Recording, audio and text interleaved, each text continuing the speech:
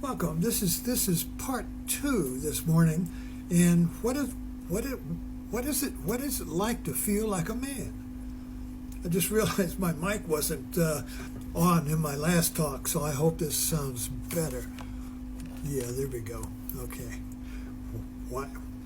What's the difference between feeling like a man and being a man? This question is dividing America.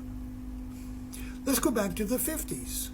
I'm 89 and I remember the 50s. I mean, I was graduated from high school in 1955.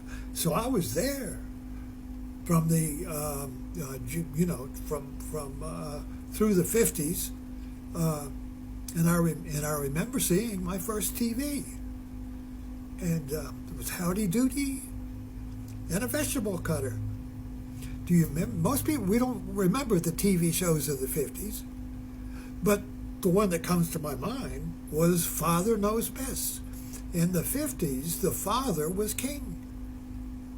Just watch The Madman with Don Draper.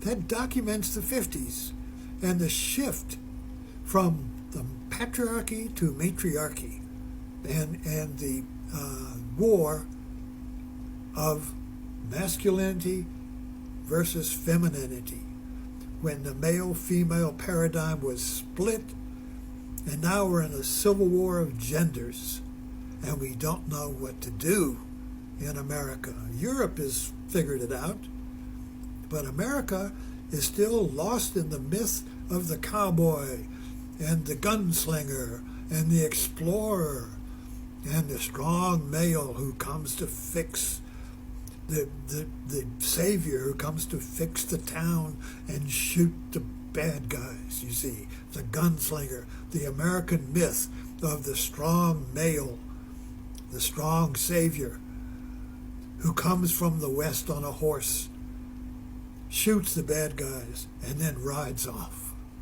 It's a Western mythology. We're still living in it. We can't get out of it.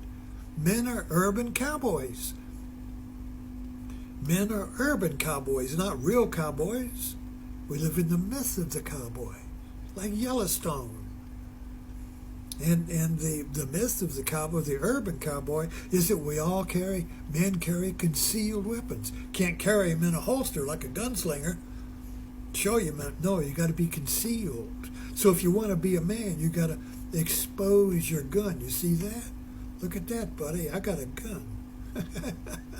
You got to flash that gun, you see. Then you're a man. You're in control. A man in the mythology is the decider. So you look at the sitcoms in the 50s, Father Knows Best. When the kids are disorderly, the mother says, wait till your father gets home. Oh, my God, the father's coming. He's going to beat the shit out of me. Oh. Strong father. That all fell apart in the 50s. And it's still falling apart.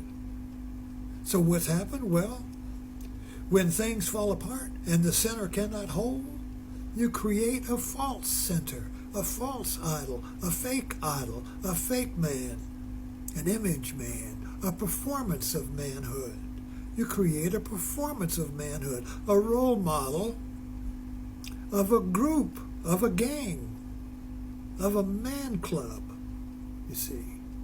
So MAGA is just a man club with a fake man, a performance of manhood. So what is the performance of manhood? And I'm just riffing this now. None of my talks are scripted. I never know where we're going to go. But right now we're looking at the performance of manhood, and what do you have to do to perform like a man? Well, you got to dominate women. Like Epstein, Trump, you see.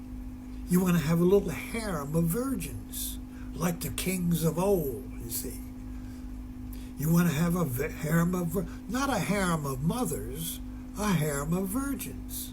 You want to separate the virgins from the mothers and dominate them.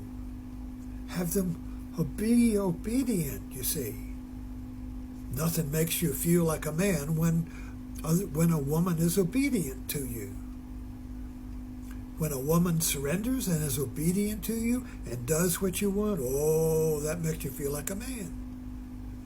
And look at our language now.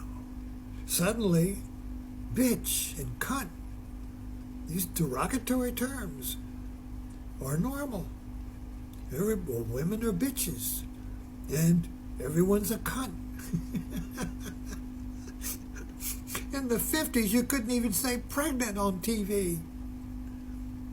The Blue Moon was the first movie with David Niven, where they said pregnant, oh.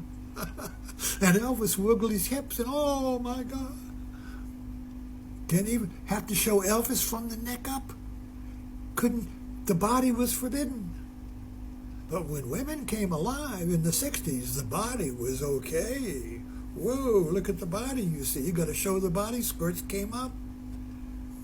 Bodies were good, you see.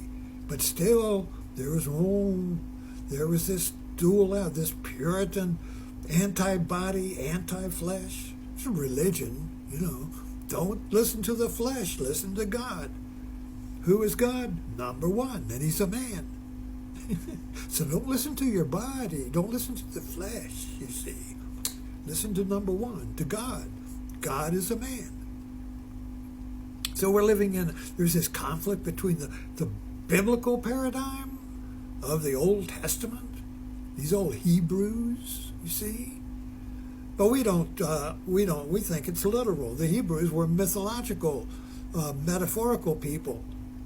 We're literal people, you see. So we read the Bible literally and we get all screwed up. God is a man, you see. God is the one. Let there be one, says the Bible. Let there be a man. So what happens? What happens? We've lost our manhood. Men have. Here in Southside Virginia, where I live, men, to be a man here, you hunt, you fish, you watch sports, you go out with your buddies and drink, and you criticize women, governors, women politicians. You don't elect women.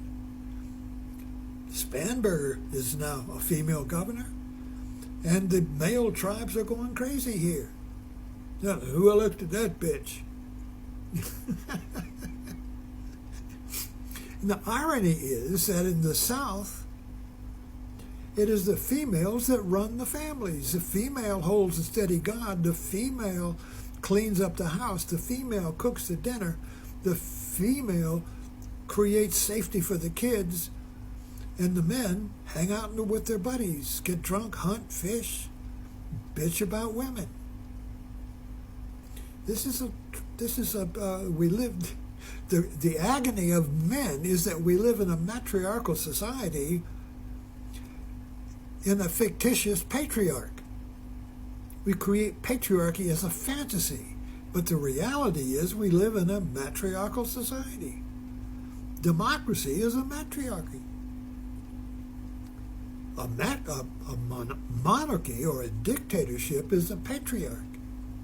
But a democracy, when properly practiced, is a democracy, is a family where all the children are equal. And the children get together and decide where they're going to go. The husband, the wife, and the children all get together and vote. Let's go to Yellowstone, or let's go to Las Vegas, or what are we going to eat, or what are we going to do, or what are we going to buy? It's like life by decision, by community, by committee. That's democracy. Life by Congress. But the Constitution combined matriarchy and patriarchy in an ingenious way, but it's falling apart, you see. Well, I'm running out of time right here. So listen, subscribe to my talks. I'm not a rambling man. I start my talks with an idea and let the talk bloom and unfold. So what you're watching here is really a discovery. I'm discovering what I'm going to say. I don't know what's coming. This is why I like to talk on Facebook. Write on Facebook and talk on TikTok. It's a discovery. Thanks for dropping in. Subscribe.